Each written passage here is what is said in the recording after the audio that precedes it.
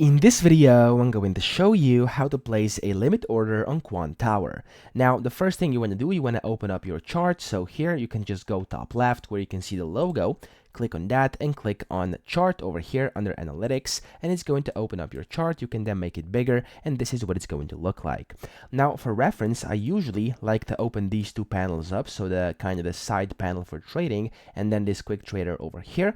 But if you want to actually place limit orders, the easiest way, in my opinion, is to just go ahead over here, click on this mouse button, which will basically activate the mouse trading, and then here, as you can see, you can just go ahead and select limit. So here I'm going to select quantity. I'm going to do 1. There we go.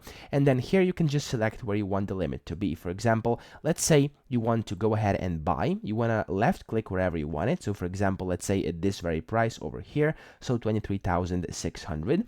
Left click is going to buy it, then you have to click on yes, and that's going to confirm, and then right click is going to sell it, and of course you have to confirm again by clicking yes. So that's pretty much it. That's how easy it is. I think that's the easiest way. So I hope this video helped you out. If it did, please subscribe to the channel and help me out as well.